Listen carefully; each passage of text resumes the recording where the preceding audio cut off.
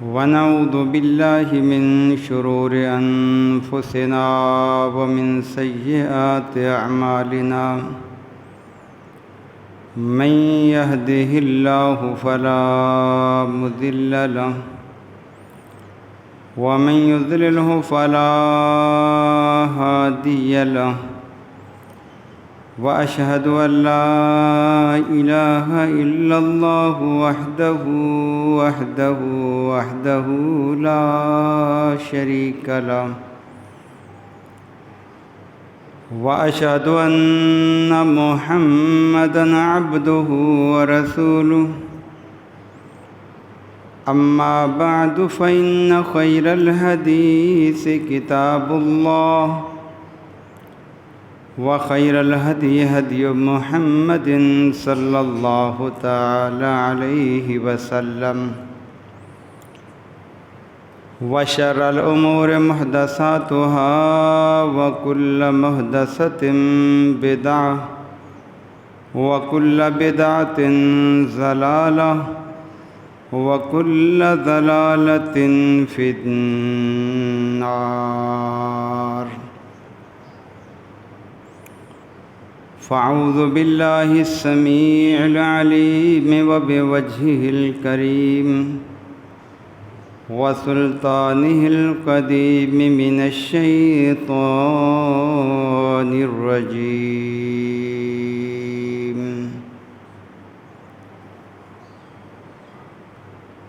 ربنا لا تجعلنا مع القوم الظالمين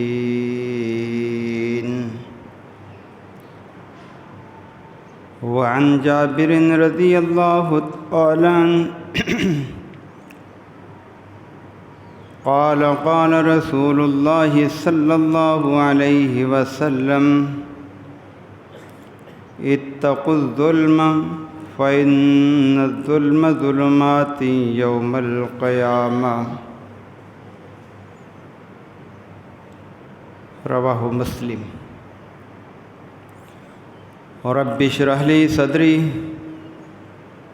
ويسر لي أمري واحلل عقدة من لساني يفقهوا قولي اللهم انفعنا بما علمتنا وعلمنا ما ينفعنا وزدنا علما سبحانك لا علم لنا إلا ما علمتنا إنك أنت العليم الحكيم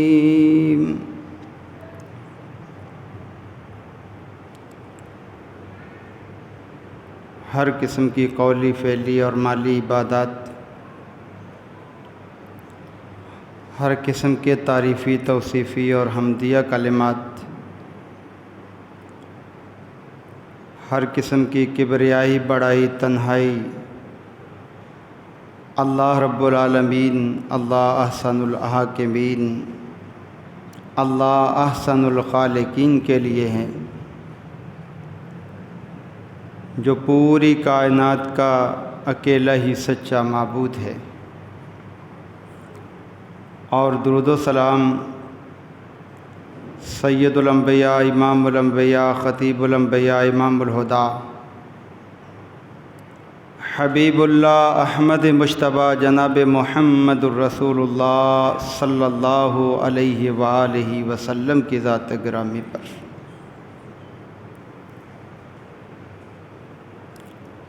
حمد و ثنا کے بعد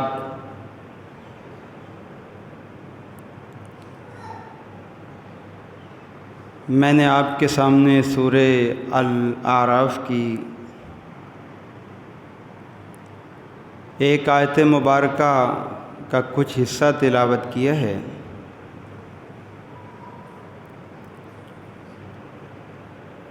اور اس میں اللہ تعالیٰ نے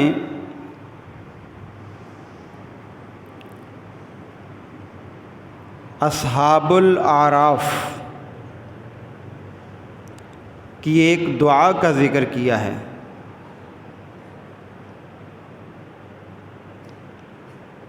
آپ جانتے ہیں کہ قرآن کریم میں سورت نمبر 7 جو ہے سورہ الاعراف ہے،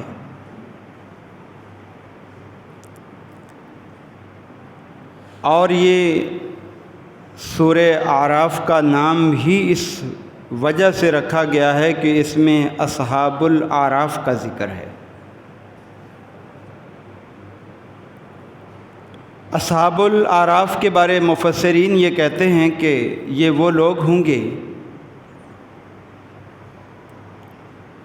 کہ دنیا کے اندر جنہوں نے کچھ نیک اعمال بھی کیے ہوں گے، لیکن ان سے کوئی گناہ اور غلطیاں بھی ہوئی ہوں گی۔ اب جب اللہ تعالیٰ ان کے اعمال کو تولے گا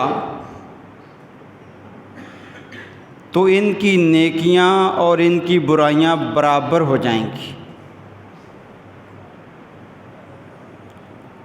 جب نیکیاں اور برائیاں برابر ہو جائیں گی تو پھر اللہ تعالیٰ ان کو نہ جنت کے اندر اور نہ جہنم میں، بلکہ جنت اور جہنم کے درمیان ایک دیوار ہوگی، اس دیوار پر ان کو جو ہے جگہ دے دی جائے گی۔ یہ جنت والوں کے بھی مناظر دیکھیں گے اور جہنمیوں کی بھی دیکھیں گے۔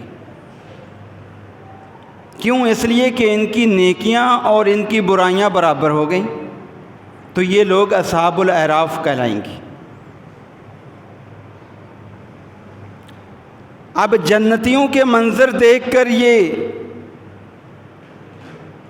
خوش ہوں گے اور ان میں ملنے کی تمنا کریں گے کہ اللہ ہمیں بھی جنت میں داخل کر دے، کیونکہ وہاں کی نعمتیں، رحمتیں، سعادتیں، برکتیں اتنی عمدہ ہوں گی کہ ان کو جو دیکھ لے گا اس کی چاہت ہوگی کہ جو بھی ہو جائے مجھے یہ جنت مل جائے۔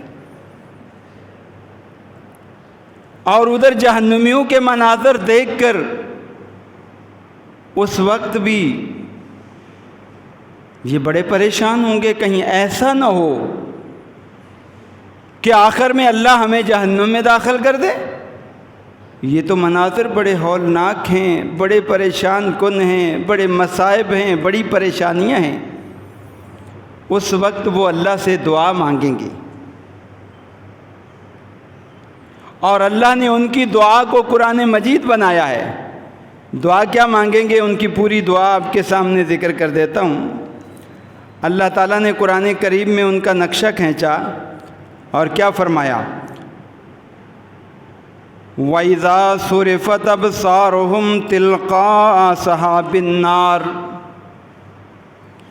اور جب اللہ تعالیٰ ان کی نگاہیں جہنمیوں کی طرف پھیر دے گا، ان کا رخ، ان کا چہرہ جہنمیوں کی طرف کر دے گا، تو اس دوران وہ اللہ سے دعا مانگیں گے، قالوا ربنا لا تجعلنا مع القوم الظالمین، اے ہمارے رب، آپ ان ظالموں کے ساتھ ہمیں جہنم میں نہ لے کر جانا۔ لا تجعلنا مع القوم الظالمین، اے اللہ ان ظالموں کے ساتھ ہمیں جگہ نہ دینا۔ اس سے معلوم ہوتا ہے کہ جہنم کے اندر وہی جائیں گے جو ظلم کرنے والے لوگ ہوں گے، جو ظالم ہوں گے وہ جہنمی ہوں گے۔ اب ظلم کی تعریف کیا ہے، اس کی اقسام کیا ہے، میں آپ کے سامنے رکھ دوں تاکہ ہم اپنا مشاہدہ کریں، اپنے گریبان میں جھانکیں، کہیں ہمارا شمار ظالموں میں تو نہیں ہو رہا، اور اگر ہو رہا ہے تو اللہ سے معافی مانگیں۔ یہاں تو معاف ہو جائے گا ظلم، لیکن وہاں معافی نہیں ملے گی۔ وہاں تو اللہ تعالیٰ فیصلہ برحق کرے گا، ظالم کو ظلم کی سزا دے گا، مظلوم کو اس کا بدلہ دلوائے گا۔ اس وقت دنیا کے اندر جو نظام بگڑ رہا ہے، اس کی بنیادی وجہ ہی ظلم ہے۔ میں اور آپ تو ظلم کی تعریف یہ سمجھتے ہیں کہ کسی کو ہم نے ناحق تھپڑ مار دیا، کسی کا مال زبردستی چھین لیا، یا اس طرح کی اور چیزیں، یا کسی کو ناحق قتل کر دیا۔ یہ چند چیزوں کو ہم ظلم سمجھتے ہیں، اس لیے کہ ہمیں ظلم کی تعریف نہیں معلوم۔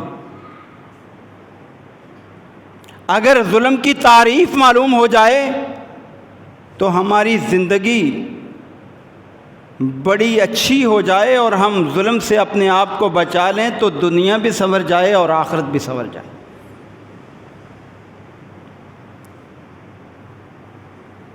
ظلم عربی زبان میں کہتے ہیں وضع الشیء فی غیر محلہ، کسی بھی چیز کو اس کی اصل جگہ سے ہٹا کر دوسری جگہ رکھ دو، یہ ظلم ہے۔ جس چیز کی جو جگہ ہے آپ اس سے ہٹا کر اس کی بجائے دوسری جگہ رکھ دو، یہ عربی زبان کا لفظ جو ہے یہ معنی دیتا ہے کہ یہ ظلم ہے۔ اب اس کی بڑی جو قسمیں سامنے آتی ہیں ہمارے، وہ 3 ہیں بڑی قسمیں۔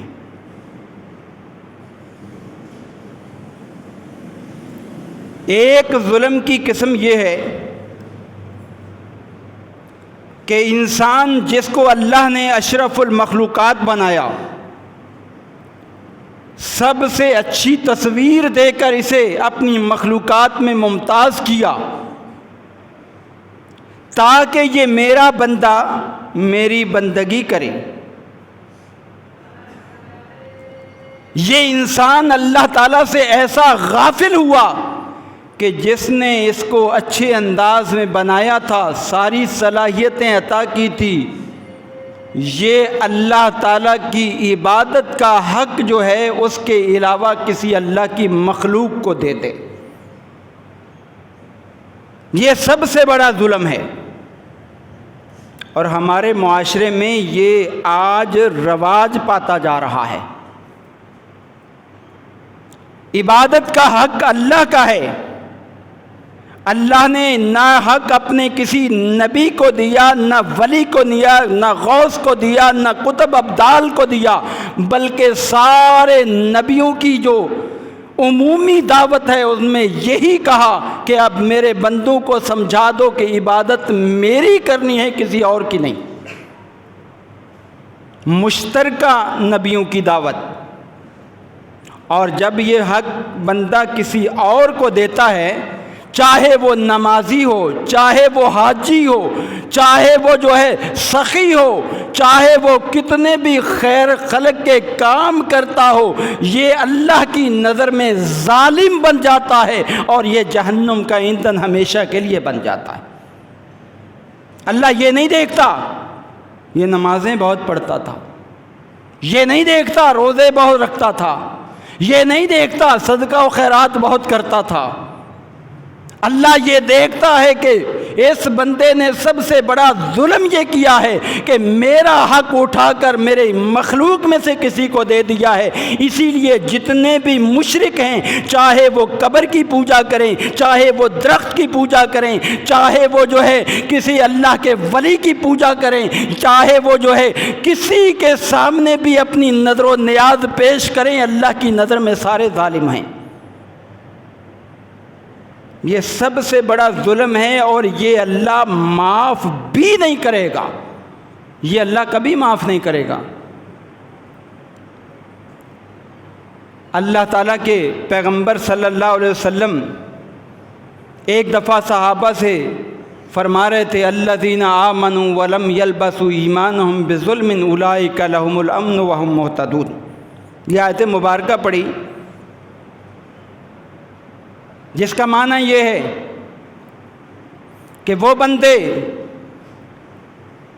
کہ جو دنیا کے اندر ایمان لے آئے، ایمان لانے کے بعد انہوں نے اپنے ایمان کے ساتھ ظلم کی ملاوٹ نہیں کی، ظلم اس میں شامل ہونے نہیں دیا، ان لوگوں کو امن ملے گا قیامت کے دن، نہ ان کو جو ہے یہ محشر کے میدان میں پریشانی ہوگی، نہ جہنم کے عذابوں کی کوئی پریشانی ہوگی، دنیا کے اندر بھی امن ان کو ملے گا اور آخرت کا امن بھی ان کو مل جائے گا۔ یہ بہت بڑی کامیابی، یہ ہدایت یافتہ لوگ ہوں گے۔ اب جب اللہ کے نبی نے یہ آیت مبارکہ تلاوت کی، صحابہ پریشان ہو گئے۔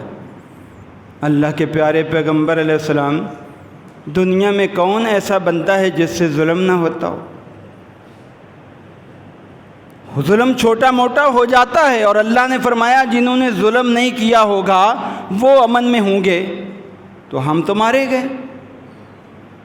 اللہ کے پیغمبر علیہ السلام نے فرمایا تم ظلم کس کو سمجھ رہے ہو؟ یہاں ظلم سے مراد عام ظلم نہیں ہے، یہاں ظلم سے مراد وہ ظلم ہے کہ جو لقمان علیہ السلام نے اپنے بیٹے کو نصیحت کرتے ہوئے سمجھایا تھا۔ پھر اللہ کے پیغمبر نے وہ آیت مبارکہ تلاوت پڑھی سورہ لقمان کی، وَإِذْ قَالَ لُقْمَانُ لِابْنِهِ يَا بُنَيَّ لَا تُشْرِكْ بِاللَّهِ۔ لقمان علیہ السلام نے اپنے بیٹے کو نصیحتیں کرتے ہوئے فرمایا، اے میرے پیارے بیٹے، اے میرے لخت جگر، ہر باپ کی یہ خواہش ہوتی ہے میرا بیٹا کامیاب ہو جائے، کامران ہو جائے، دنیا کے اندر بھی کامیابی اس کا مقدر بنے، آخرت میں بھی مقدر بنے، اس لیے میں نصیحتیں کر رہا ہوں۔ میری واضح اور عمدہ نصیحت یہ ہے کہ لا تشرک باللہ، اللہ کے ساتھ کبھی کسی کو شریک نہ بنانا، نہ عبادات میں، نہ نظر و نیاز میں، نہ حاجات میں، نہ مانگنے میں، کسی کو اللہ کا شریک نہ بنانا۔ کیوں؟ کس لیے؟ اس لیے ان الشرک لظلم عظیم، اس لیے کہ شرک جو ہے کائنات کے اندر اتنا بڑا ظلم ہے، اتنا بڑا ظلم ہے کہ اس سے بڑھ کر کوئی ظلم ہے ہی نہیں۔ اب یہ ظلم کرنے والے ہم اپنے معاشرے میں دیکھیں کتنے لوگ ہوں گے، اور یہ معاف نہیں ہوتا۔ یاد رکھو، دنیا میں اگر معافی ہم مانگ لیں تو اللہ معاف کر دے گا۔ ابھی ہمارے پاس وقت ہے، ٹائم ہے، فرصت ہے، ہمیں مسئلہ سمجھ میں آ گیا، ہم اللہ سے معافی مانگ رہے ہیں۔ اللہ جو ہو گیا پہلے سے ہو گیا، آج کے بعد ہم اللہ نہ تیری عبادت میں، نہ نظر و نیاز میں، نہ حاجات میں، نہ دعاؤں میں کسی کو شریک نہیں بنائیں گے، نہ صفات میں، نہ ناموں میں۔ اللہ معاف کر دے گا۔ صحابہ کرام جب مسلمان ہوئے پہلے شرک کرتے تھے، اللہ سے معافی مانگی، اللہ نے معاف کر دیا۔ لیکن آگے وہاں اللہ کے حضور معافی نہیں ہے اگر مشرک بندہ مر جائے تو۔ اللہ کا یہ قانون ہے، دو مقامات پر اللہ نے یہ آیت قرآن کریم میں نازل فرمائی ہے، ان اللہ لا یغفر ان یشرک بہ ویغفر ما دون ذلک لمن یشاء۔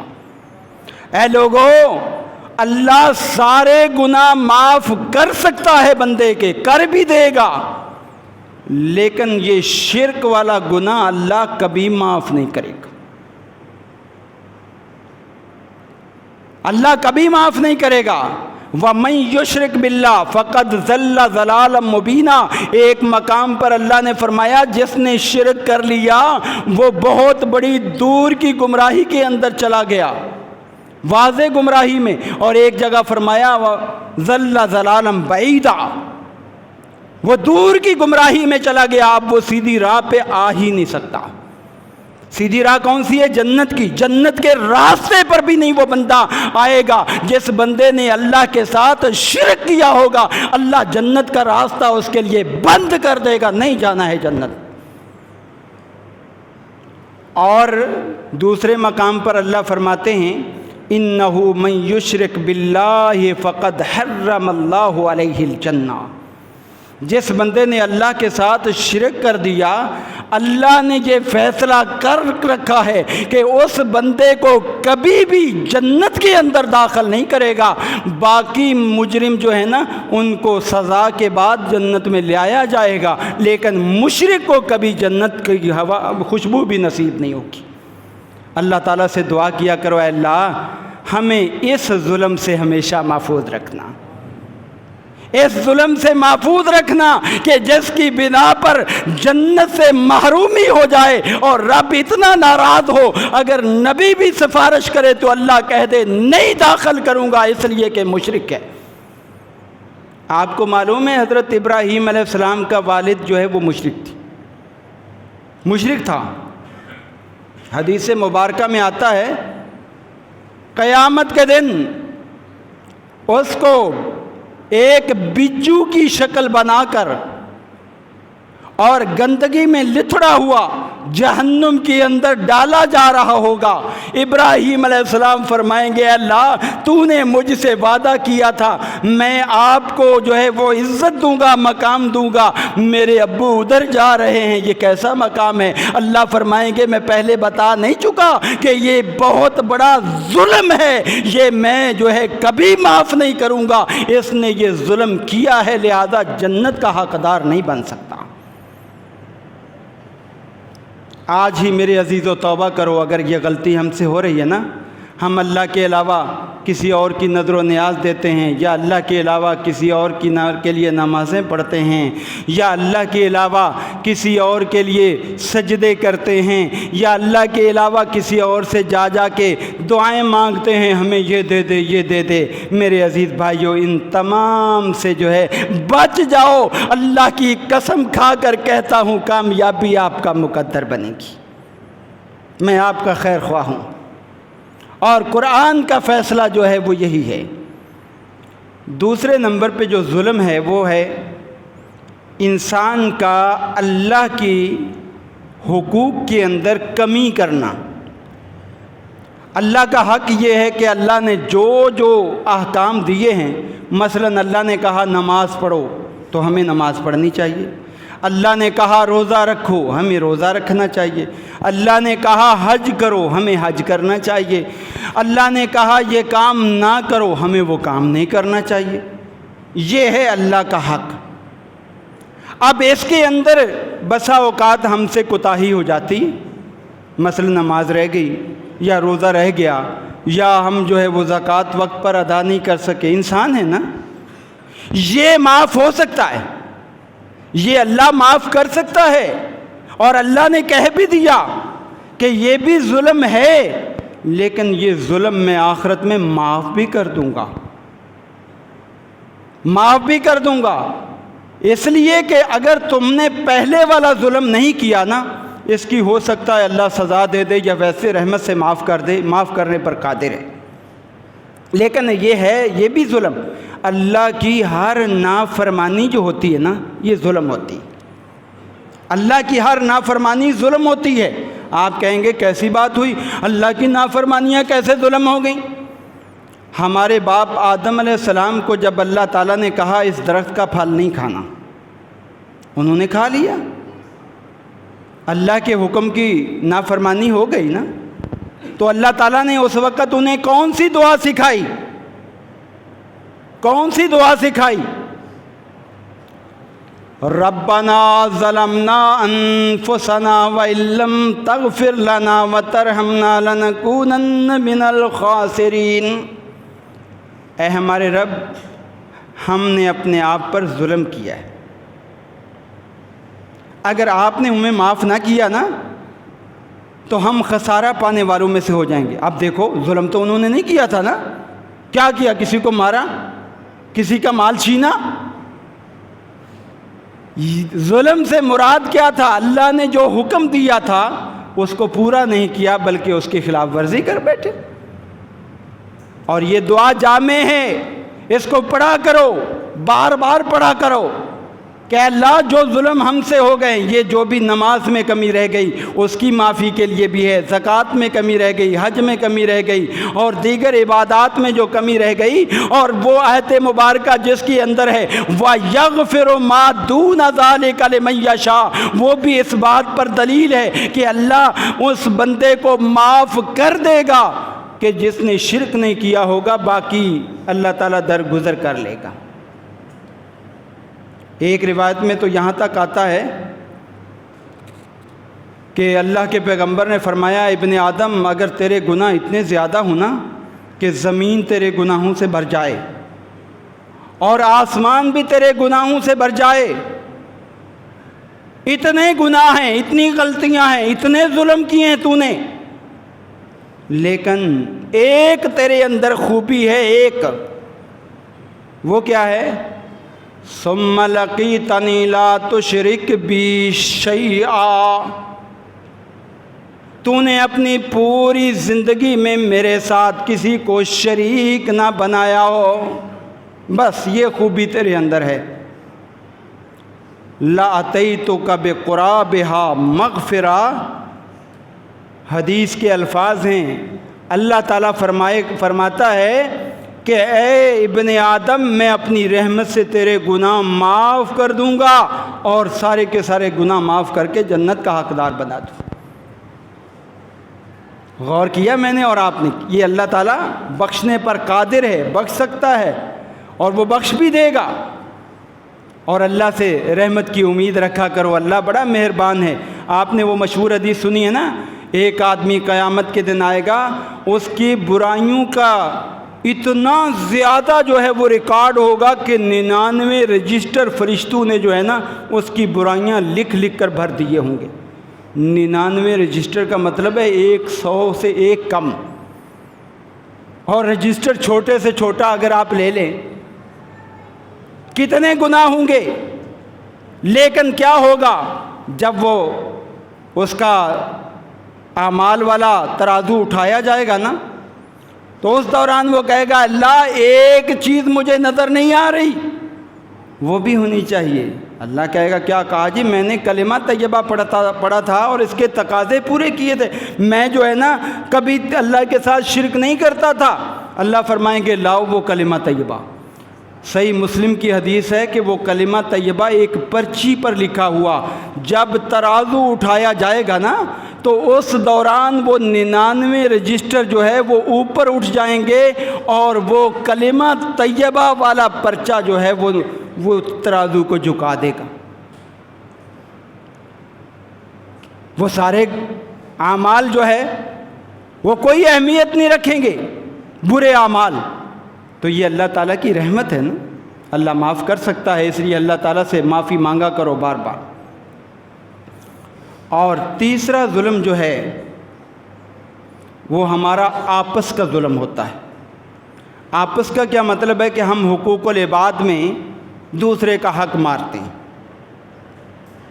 حقوق العباد کے اندر اللہ کا حق جو ہے اللہ معاف کر دیتا ہے، لیکن حقوق العباد میں جب تک وہ بندہ جس کے ساتھ ظلم ہوا ہے وہ معاف نہ کرے، اللہ اس وقت تک یہ حق معاف نہیں کرتا۔ اگر دنیا میں بدلہ دے دیا ہے تو ٹھیک ہے، نہیں دیا ہے تو کل قیامت کے دن جو ہے اللہ تعالیٰ یہ بدلہ دلوائے گا اور بندے کی نیکیاں اٹھا کر اس کے بدلے میں اس کو دی جائیں گی۔ اس ظلم کا بدلہ نیکیوں کی صورت میں ہوگا، اور اگر نیکیاں ہے ہی نہیں، گناہ ہی گناہ ہے، تو پھر کیا کیا جائے گا؟ پھر جو ہے جس پر ظلم ہوا ہے اس کے گناہ اٹھا کر جو ہے اس بندے پر لادے جائیں گے، اور پھر گناہوں کی جتنی زیادہ کثرت ہو جائے گی اس کے نامہ اعمال میں، اسی قدر جہنم کا عذاب سخت ہوتا چلا جائے گا۔ بتاؤ کتنی بڑی ناکامی ہے، کتنی بڑی ناکامی ہے۔ یہ ظلم کی بڑی 3 صورتیں ہیں۔ اور پھر جو آپس کے معاملات ہیں اس کے اندر کچھ ظلم جو ہے وہ زبان سے ہوتے ہیں، کچھ ہاتھ سے ہوتے ہیں، اور کچھ جو ہے ہمارے معاملات میں ظلم ہوتے ہیں۔ ہم اپنے آپ کو بڑے نیک سمجھتے ہیں، جی ہم تو نمازیں پڑھ رہے ہیں، 5 وقت کے نمازی ہیں، لیکن دوسری طرف ظلم ہو رہا ہوتا ہے، پتہ ہی نہیں چل رہا۔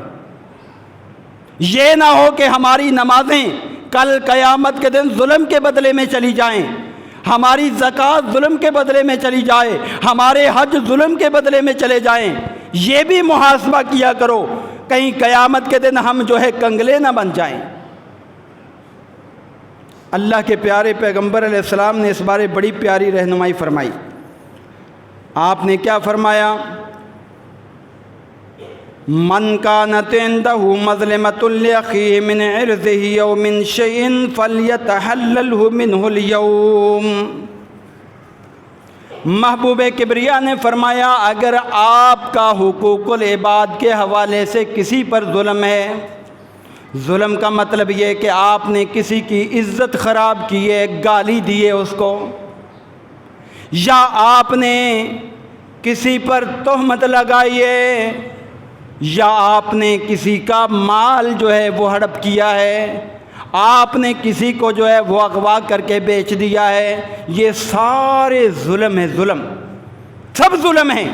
چوری کرنے والا بھی ظالم ہے، ڈکیتی کرنے والا بھی ظالم ہے، قتل کرنے والا بھی ظالم ہے، ملاوٹ کر کے چیزیں بیچنے والا بھی ظالم ہے، دھوکہ دے کر جو ہے غلط چیز جو ہے دوسرے کو دینے والا بھی ظالم ہے۔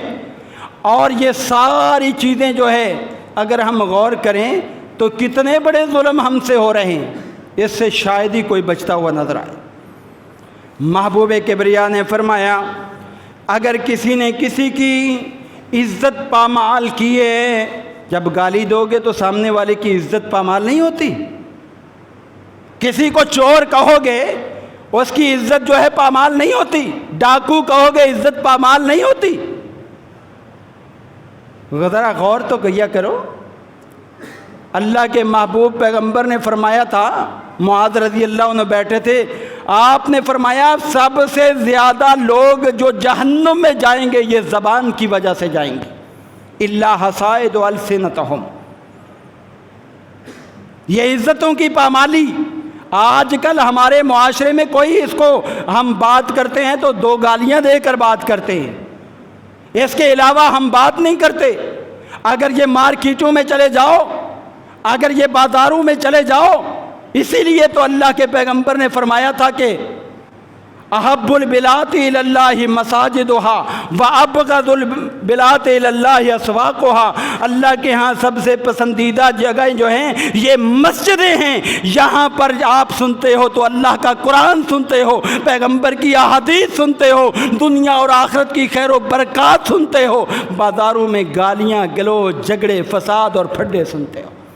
وہ سب سے بدترین جگہ ہے۔ کوئی عبادت بازاروں کے اندر نہیں ہوتی، جیسے آج ہم نے عبادات بنا رکھی ہیں، گلیوں کو سجا دو، بازاروں کو سجا دو، یہ عبادت ہے۔ عبادت مساجد میں ہوتی ہے، عبادت بازاروں میں نہیں ہوا کرتی۔ عبادت کے لیے اللہ کے گھر ہوتے ہیں۔ ابغض البلاد الی اللہ اسواقہا۔ میرے پیارے بھائیوں سمجھو بات کو، پیغمبر علیہ الصلوۃ والسلام نے فرمایا فلیتحلل منہ اليوم قبل ان یکون دینار ولا درہم، قبل اس کے کہ وہ دن آ جائے اللہ حساب دینے لگے، اس دن کوئی دینار تمہارے پاس نہ ہو، کوئی درہم نہ ہو۔ دینار اور درہم کا آپ نے اس لیے ذکر کیا ہے کہ عربوں کے ہاں جو کرنسی چلتی ہے وہ دینار اور درہم ہے۔ دینار جو ہے یہ چاندی، یہ سونے کے ہوتے تھے، اور درہم چاندی کے۔ ہمارے ہاں تو روپیہ چلتا ہے، کہیں ڈالر چلتا ہے، کہیں یورو چلتا ہے وغیرہ۔ تو مراد جو ہے وہاں کوئی پیسہ نہیں ہوگا کہ جس کو دے کر آپ جو ہے حق کی تلفی کر لیں، وہاں پر کوئی ایسی چیز نہیں ہوگی۔ وَإِن كَانَ لَهُ عَمَلٌ صَالِحٌ أُخِذَ مِنْهُ بِقَدْرِ مَظْلِمَتِهِ۔ اس دن اللہ ہر ایک کو اس کا بدلہ دلائے گا، جس پر ظلم ہوا اس کو اس کا بدلہ دلائے گا، اور ظلم کے برابر جو ہے نا نیکیاں لے کر اس کو دے گا۔ وَإِن لَّمْ يَكُن لَّهُ حَسَنَاتٌ، اگر نیکیاں نہیں ہوں گی یا ختم ہو جائیں گی، أُخِذَ مِن سَيِّئَاتِ صَاحِبِهِ، پھر جس پر ظلم ہوگا نا اس کو اس کی جو ہے نا اس کی برائیاں لی جائیں گی اور اس ظالم کے پلڑے میں ڈال دی جائیں گی۔ فہمل علیہ، صحیح بخاری کی روایت ہے 2449، اور ایک روایت میں آتا ہے فطرحت علیہ، اس کے اوپر ڈال دی جائیں گی، اور جب گناہ زیادہ ہو جائیں گے پھر جہنم میں سزا بھی اتنی زیادہ سخت ہو جائے گی۔ کیا میں اور آپ جہنم کی سزا برداشت کرنے کی اہلیت رکھتے ہیں؟ اللہ نے قرآن میں کفار کے بارے پتہ کیا فرمایا؟ فما اصبرہم علی النار، یہ لوگ جاننے کے باوجود کیسے صبر کر رہے ہیں کہ جہنم میں ہم چلے جائیں گے۔ آج کل ہمارے ہاں بھی یہ کلمہ بڑا مشہور ہے، وہاں جائیں گے تو دیکھا جائے گا، وہاں جائیں گے تو دیکھا جائے گا۔ میرے عزیز بھائی، یہ جملہ پتہ کتنا غلط جملہ ہے، وہاں جائیں گے تو دیکھا جائے گا۔ اس کا مطلب یہ ہے کہ آپ اللہ کو دھمکی دے رہے ہیں کہ اللہ بھی مجھ سے جو ہے بدلہ نہیں دلوا سکتا، اور جب ایسا معاملہ ہوتا ہے تو اللہ پھر سختی بھی کرتا ہے۔ بلکہ دعا یہ مانگنی چاہیے، اللہ جو کمی ہو گئی، کوتاہی ہو گئی، تو معاف کر دینا، تو معاف کر دینا۔ تو پیغمبر علیہ السلام نے یہ حدیث بیان کی اور فرمایا، ایک روایت میں آتا ہے اتدرون ما المفلس، پوچھا کہ تم میں سے جانتا ہے کوئی کہ غریب کون ہے، مفلس کون ہے، نادار کون ہے؟ صحابہ کہنے لگے اللہ کے نبی ہمیں تو اپنے معاشرے میں جو مفلس نظر آتے ہیں وہ یہ ہیں، من لا درہم لہ ولا متاع، جس کے پاس پیسہ نہ ہو، جس کے پاس اسباب زندگی زیادہ نہ ہو، وہ مفلس ہے۔ آپ نے فرمایا نہیں نہیں، یہ مفلس تھوڑی ہے، میری امت کے یہ مالدار لوگ ہیں۔ مالداری پتہ ہے کس کو اسلام نے قرار دیا؟ آج ہم کہتے ہیں جس کے پاس جو ہے نا گاڑیاں ہوں، بنگلے ہوں، جس کے پاس جو ہے نا بہت ساری جائیدادیں ہوں دنیا کی، وہ مالدار ہے۔ نہیں، سنن ترمذی کی روایت ہے، من اصبح منکم معافا فی جسدہ، وہ بندہ جب صبح اٹھے اس کا جسم صحیح سلامت ہے، کوئی بیماری نہیں، کوئی بیماری نہیں، صحت مند ہے، تندرست ہے، اور آمنن فی سربہ، اپنے خاندان میں بڑا پرامن ہے، کسی چیز کا خوف نہیں، وَعِندَهُ قُوتُ يَوْمِهِ وَلَيْلَتِهِ، اور اس کے پاس صرف اتنا رزق موجود ہے کہ ایک دن یا ایک رات جو ہے وہ چل سکتا ہے۔ پیغمبر علیہ السلام نے فرمایا کانما ہیزت لہ الدنیا، یہ بندہ مالدار بندہ ہے، اس لیے کو اللہ نے ساری دنیا کی نعمتیں دے دی ہیں۔ ہمارے پاس کتنا مال ہوتا ہے پھر بھی کہتے ہیں ہم غریب ہیں، ہم غریب ہیں، ہم غریب ہیں۔ اللہ کے بندو، یہ سب سے بڑی جو آپ کے پاس امیری ہے یہ صحت مندی ہے۔ جا کے مالداروں سے پوچھو جو اسپتالوں کے اندر پیسہ خرچ کرنے کے باوجود بھی پریشان نظر آ رہے ہیں، کیسی دنیا کی نعمتیں ہیں، کوئی مالداری نہیں ان کے پاس، اور جو ہر وقت خوف میں رہتے ہیں ان سے جا کے پوچھو، دنیا اجیرن ہو جاتی ہے۔ آپ کو تو اللہ نے بہت کچھ عطا کیا۔ فرمایا، صحابہ کہنے لگے جس کے پاس درم اور متاع نہ ہو، آپ نے فرمایا المفلس من امتی من یاتی یوم القیامت بصلاۃ وصیام وزکوٰۃ، آپ نے فرمایا میری امت کا غریب وہ آدمی ہے، میری امت کا مفلس وہ آدمی ہے جو قیامت کے دن اس حال میں آئے گا کہ نمازوں کی اس کے پاس کثرت موجود ہوگی، فرض نمازیں بھی پوری ہیں، نفلی نمازیں بھی پڑھتا ہے، روزے بھی پورے رکھے ہوئے ہیں، نفلی روزے بھی موجود ہیں، حج بھی موجود ہے، اور اس کے ساتھ ساتھ وَيَاتِي قَدْ شَتَمَ هَذَا وَقَذَفَ هَذَا وَأَكَلَ مَالَ هَذَا وَسَفَكَ دَمَ هَذَا، اس کے ساتھ ساتھ اس نے ظلم کیا ہوگا۔ ظلم کیا ہے؟ کسی کو گالی دی۔ ہمارے ہاں گالی معمولی چیز بن گئی ہے، لیکن اللہ کے پیغمبر کیا فرمایا کرتے تھے؟ سباب المؤمن فسوق، مومن کو گالی دینا ایک بڑا گناہ ہے، مومن کو گالی دینا بڑا گناہ ہے۔ ہمارے کلچر میں، ہماری تہذیب میں گالی عام ہو گئی۔ کبھی آپ نے سنا کہ ہمارے پیغمبر نے پوری زندگی میں کبھی کسی کو گالی دی ہو؟ جس نبی کو ماننے والے ہو، کبھی آپ نے ان کے بارے میں سنا ہے کسی کو گالی دی ہو؟ گالی ایک جرم تھا، گالی ایک عیب تھی جو آج معاشرے کے اندر جو ہے یہ عیب نہیں لگ رہی۔ وجہ یہ ہے کہ ہمارے دل جو ہے نا نیکی کو سمجھنا ہی چھوڑ چکے ہیں اور برائی کو برائی سمجھنا ہی چھوڑ چکے ہیں۔ یہ برائی ہے، ہمارے تہذیب کا حصہ نہیں، یہ جو ہے کفار کی تہذیب کا حصہ تھا، یہ مشرکین مکہ کی تہذیب کا حصہ تھا جو آج ہماری تہذیب بنتا جا رہا ہے۔ شتم ھذا و قذف ھذا، تہمت لگانا کسی پر۔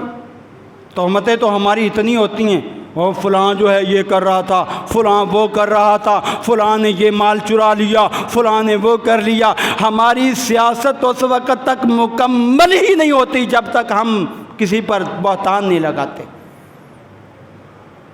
اور یہ کوئی معمولی چیز نہیں ہے کہ ہم بہتان لگاتے جائیں، مومن کا یہ کام نہیں دوسروں پر بہتان لگائیں۔ وَأَكَلَ مَالَ هَذَا، اس نے کسی کا مال کھایا، وَسَفَكَ دَمَ هَذَا، اور مال کھانے کے پتہ کیا طریقے ہیں؟ آکل مال ہذا یہ بھی ہے، چوری کر لی مال کھا لیا، ڈکیتی کر لی مال کھا لیا، اور مال کھانے میں یہ بھی شامل ہے کہ آپ نے چیز میں ملاوٹ کر کے آگے دے دی اور اپنا مال بنا لیا۔ آپ نے چیز کم تول کر دی، یہ بھی مال کھانے کے زمرے میں آتا ہے۔ یہ نہ سمجھے کوئی دکاندار کہ میں جو ہے وہ دودھ جو ہے ملاوٹ والا بیچ رہا ہوں، میں جو ہے مرچی ملاوٹ والی بیچ رہا ہوں، نہیں پکڑا جاؤں گا۔ یہ قیامت کے دن حساب دینا ہوگا، اس لیے کہ یہاں پر اگر روش درست کر لی، معافی مانگ لی، معاف ہو جائے گا، لیکن وہاں پر آگے معافی نہیں ملے گی، نیکیوں کی صورت میں دینا پڑے گا۔ اکل مال ھذا وسفک دم ھذا، پھر خون بہایا ہوگا۔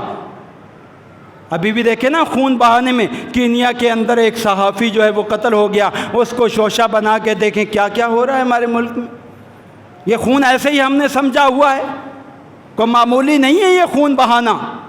اللہ کے ہاں یہ خون بہانا اتنا زیادہ ناپسندیدہ ہے۔ کل قیامت کے دن جب قاتل جو ہے، یہ مقتول آدمی جو ہے، اپنی اس خون آلود گردن کو اٹھائے ہوئے آئے گا اور تمام لوگوں کے سامنے کہے گا، اللہ یہ فلاں بندہ ہے جس کو تو نے مجھے قتل کرنے کا حق نہیں دیا تھا، اس نے قتل کر دیا۔ اس دوران آدم علیہ السلام سے لے کر آخری بندے تک بندے موجود ہوں گے۔ جب وہاں راز کھلے گا، فلاں بندہ تھا، فلاں تعاون کرنے والا تھا، فلاں جو ہے اس کے ساتھ حمایت کرنے والا تھا، تو سارے اتنے ذلیل اور رسوا ہو جائیں گے کہ اس وقت منہ چھپانے کو جگہ بھی نہیں ملے گی، منہ چھپانے کو جگہ نہیں ملے گی۔ اس وقت کیا منہ دکھائیں گے وہاں پر؟ پیغمبر علیہ السلام نے آگے فرمایا، اب دیکھیں ذرا غور کیجئے، یہاں پر اہم ترین عبادات کا ذکر اللہ نے کے نبی نے کیا ہے حدیث میں۔ نماز وہ عمل ہے جس کے بغیر جنت میں جانا بڑا مشکل ہے، سب سے پہلے اس کا حساب ہوگا۔ اللہ کے نبی نے فرمایا اتنی بڑی عبادت لے کر آئے گا۔ روزہ اتنی بڑی عبادت ہے کہ اللہ کے پیغمبر نے فرمایا بغیر حساب کے اللہ اجر دیتا ہے، اتنا اجر۔ اور قیامت کے دن سفارشی بنے گا روزہ۔ اور پھر صدقہ جو ہے اللہ خود اس کو ہاتھ میں لے کر پالتا ہے، بڑھاتا ہے۔ بڑی عبادات کے بعد اللہ کے پیغمبر نے کیا فرمایا؟ اگر یہ ظلم کیا ہوگا، یہ حقوق کی پامالی کی ہوگی، تو پھر یہ نہ نماز وہاں فائدہ دے گی، نہ روزہ فائدہ دے گا، نہ زکوٰۃ فائدہ دے گی۔ یہ بندہ حاجی ہونے کے باوجود، نمازی ہونے کے باوجود، سخی ہونے کے باوجود یہ کنگلا بن جائے گا۔ کنگلا کیا ہوگا؟ نیکیوں سے خالی ہو جائے گا، گناہوں کا انبار لگ جائے گا۔ اور یہ سب سے بڑی ناکامی ہے میرے عزیز بھائیوں۔ دنیا کی کتنی زندگی ہے؟ 60 سالہ 70 سالہ۔ اگر 60 اور 70 سالہ زندگی کو اچھا بنانے کے لیے ہم اپنی ہمیشہ کی زندگی جس کا پہلا دن 50,000 سال کا ہے وہ خراب کر دیں تو ہم اچھے تاجر نہیں ہیں، ہم سمجھدار نہیں ہیں۔ سمجھدار وہ ہے کہ جس نے اپنی آخرت کو بنا لیا، دنیا میں اگر کوئی پریشانی آ بھی گئی تو صبر کا دامن تھاما۔ تو آپ نے غور کیا، وقت بڑی تیزی سے گزر گیا، اور باتیں بڑی آپ کو سمجھانا چاہتا تھا، لیکن خلاصہ کلام یہ ہے میرے عزیز بھائیوں، اس وقت جو ہے نا ہمارے معاشرے میں ظلم بہت زیادہ عام ہے، کسی نہ کسی صورت کے اندر موجود ہے، کسی نہ کسی صورت میں ہم عزتوں کو پامال کرتے ہیں، ہم لوگوں کو اغوا کرتے ہیں، ہم لوگوں کا مال کھاتے ہیں، بہت سارے معاملات ہیں، یہ سارے ظلم کے دائرے میں آتے ہیں۔ اور ظلم جو ہے نا اس کا انجام نہ دنیا میں اچھا ہے نہ آخرت میں اچھا ہے۔ ایک مرتبہ اللہ کے پیغمبر نے فرمایا تھا، ان اللہ لا یملی للظالم حتی اخذہ، کہ اللہ تعالیٰ مہلت دیتا ہے ظالم کو کچھ وقت کے لیے، چل تو کر لے ظلم جو کرنا ہے، آزادی ہے، لیکن جب اس کو پکڑتا ہے نا تو لم یفلت، تو پھر چھوڑتا نہیں ہے۔ اور اللہ کے نبی نے پھر آیت مبارکہ پڑھی کہ اذا اخذ القری وہی ظالمۃ، کہ جب اللہ نے ظالم بستیوں کو پکڑا نا تو پھر ان کو جو ہے ایسا شدید پکڑا کہ ان کو کوئی چھڑا نہ سکا، ساری ظلم کرنے والی بستیاں تباہ ہو گئیں، برباد ہو گئیں۔ کہیں ایسا نہ ہو میرے عزیز بھائیوں ہمارا انجام بھی جو ہے وہ غلط ہو جائے، اس لیے اپنی اصلاح کیجئے۔ جب بندہ اپنے گریبان میں جھانکتا ہے نا تو پھر اس کو اپنے عیوب کا پتہ چلتا ہے۔ مجھے اور آپ کو غور کرنا چاہیے، کہیں ہم نے کسی بندے کا حق تو نہیں مارا، کسی پر ظلم اور زیادتی نہیں کی، کسی کو جو ہے ہم نے تکلیف تو نہیں پہنچائی۔ ہر ممکن کوشش کیجئے۔ اور امام ابن تیمیہ رحمۃ اللہ علیہ کہا کرتے تھے کہ جو حکومتیں ظلم پر قائم ہوتی ہیں نا وہ ہمیشہ نہیں رہتی، جو حکومتیں جو ہے کفر پر قائم ہوتی ہیں ان کا پھر بھی وجود رہتا ہے۔ تو ہمارے معاشرے میں ظلم بہت عام ہوتا جا رہا ہے، اس کو ہم نے مل کر اس کی جو ہے وہ لوگوں کو سمجھانا ہے، بتانا ہے، اور پھر اس سے بچنے کی کوشش کرنی ہے۔ اپنے حکمرانوں کو بھی بتانا ہے کہ دیکھو اس طرح کے ظلم نہ کرو، ایک دوسرے پر تنقید، طعن و تشنیع، اور اس طرح جو ہے کسی پر بہتان درازی اور کسی کا مال لوٹنا، یہ سارا ظلم کے زمرے میں آتا ہے۔ کہیں ایسا نہ ہو قیامت کے دن ہم ظالم بن کر جائیں، اور ظالموں کی قیامت کے دن اللہ کے نبی بھی سفارش نہیں کریں گے، ظالموں کی سفارش نہیں کریں گے۔ قرآن کریم کی آیت ہے کہ اللہ تعالیٰ جو ہے ظالموں کو کوئی جو ہے وہ وہاں پر سفارش کرنے کا نبی کو اجازت بھی نہیں دیں گے کہ ان کی سفارش کرو، اور جہاں نبی بھی جو ہے انکار کر دے تو پھر ہمیں کون چھڑائے گا۔ بس یہاں پر آپ کو یہی نقطہ سمجھانا ہے کہ اپنی اصلاح کر لیجئے قبل اس کے کہ وقت آئے، اور حاسبوا قبل ان تحاسبوا، آج اپنا محاسبہ کر لیجئے قبل اس کے کہ محاسبہ کیا جائے۔ اللہ تعالیٰ سے دعا کرتا ہوں اللہ تعالیٰ ہمیں ہر قسم کے ظلم سے محفوظ فرما کر ہمیں عدل پر قائم رہنے کی توفیق عطا فرمائے۔ وقولوا قولی ھذا استغفر اللہ لی ولکم ولسائر المؤمنین۔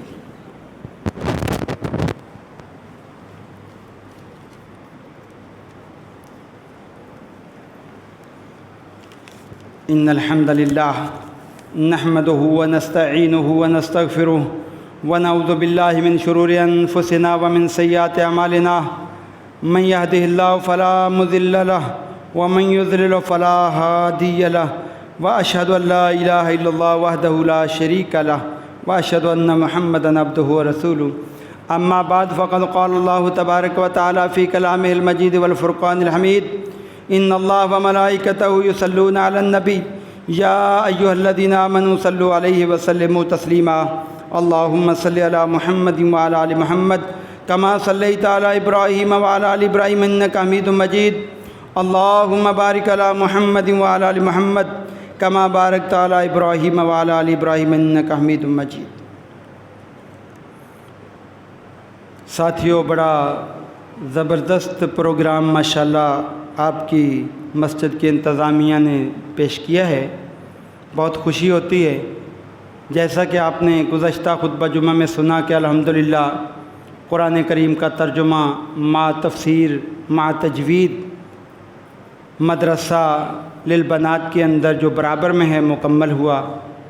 اللہ تعالیٰ ان طالبات کو اور معلمات کو اللہ تعالیٰ جزائے خیر عطا فرمائے اور دنیا اور آخرت کی خیر و برکات سے مالا مال فرمائے۔ اب چونکہ ہمارے کچھ مسائل جن کا جاننا ہر مسلمان پر لازم ہے، کیونکہ اللہ کے نبی نے فرمایا طلب العلم فریضۃ علی کل مسلم، ہر مسلمان کو اپنے دین کے بارے کم از کم اتنا علم ضروری ہے حاصل کرنا کہ وہ اپنی صحیح عبادات کر سکے، اتنا لازم ہے، ضروری ہے، فرض ہے۔ اس کو حاصل کرنے کی ہر ممکن کوشش کیا کریں۔ اس وقت ہوتا یہ ہے کہ ہمارا باپ فوت ہو جائے تو ہمیں یہ تک پتہ نہیں ہوتا کہ اس کو غسل کیسے دینا ہے، اس کا جنازہ کیسے پڑھانا ہے، کوئی پتہ نہیں ہوتا۔ یہ ہم نے مولوی کو ٹھیکہ دے دیا ہے۔ جس طرح آپ اپنے باپ کو محبت اور پیار سے غسل دیں گے، کیا مولوی دے گا؟ جس طرح آپ اپنے باپ کے جنازے میں خلوص سے دعائیں پڑھیں گے، کیا اس طرح وہ کرے گا؟ جتنی محبت بیٹے کو باپ سے ہوتی ہے نا، اتنی اوروں کو نہیں ہوتی۔ سوچا کرو، غور کیا کرو۔ اللہ کے نبی کے دور میں ہر بندہ ہی جو ہے وہ عالم تھا، ہر بندہ عالم۔ تو آج بھی کوشش ہونی چاہیے، اور مائیں بہنیں بھی اس بارے کوشش کریں۔ آپ کے دور میں صحابیات بھی عالمائیں تھیں۔ الحمدللہ یہ اس حوالے سے ایک پروگرام ہے، غسل میت و تکفین، یہ ڈیمو کے ذریعے جو ہے وہ سکھایا جائے گا۔ کل بروز ہفتہ الہدیٰ انٹرنیشنل کے تحت ہماری مسجد توحید سے متصل مدرسہ ابی ہریرہ للبنات میں خواتین کے لیے غسل میت اور تکفین کے ڈیمو کا انعقاد کیا جا رہا ہے، جس میں خواتین کو میت کو غسل کفن دینے کے شرعی مسائل اور طریقہ سکھایا جائے گا۔ یہ پروگرام کل بروز ہفتہ دوپہر 3 بجے سے 4 بجے تک ہوگا، 1 گھنٹہ ہے۔ 1 گھنٹے میں اگر یہ مسئلہ سمجھ میں آ جائے اچھی طرح اور پریکٹیکلی طور پر، تو بہت اچھی بات ہے۔ یہ سیکھنا چاہیے، سمجھنا چاہیے، اس لیے کہ بسا اوقات جو ہے نا میت کے اندر کچھ عیوب بھی ہوتے ہیں۔ عیوب ظاہر نہیں کرنے چاہیے، غسل دینے والے کو منع ہے، سختی سے منع ہے، لیکن کچھ لوگ بتا بھی دیتے ہیں، یار میں نے غسل دیا، ان کے تو چہرے پہ یہ تھا، ان کے تو جسم پہ یہ تھا۔ اگر بچہ اور بچی دے گا تو کسی کے سامنے عیب ذکر کرے گا؟ نہیں کرے گا۔ اس لیے مائیں بہنیں بھی اس میں بہت دلچسپی رکھیں، اور یہ پروگرام جو ہے یہ انشاءاللہ ٹریننگ سیشن میں ضرور اس شرکت کریں۔ وقت کی پابندی کا بھی خیال کریں، بلکہ میں تو کہوں گا آپ سب ماؤں بہنوں کو ضرور اس پروگرام میں بھیجیے گا۔ ہماری ہر ماں بہن کو غسل دینے کا شرعی طریقہ آنا چاہیے، اور کفن دینے کا، اور پورا جو ہے یہ کل انشاءاللہ یہ بروز ہفتہ 29 اکتوبر دوپہر 3 بجے سے 4 بجے پروگرام ہوگا۔ مائیں بہنیں خود بھی اس میں دلچسپی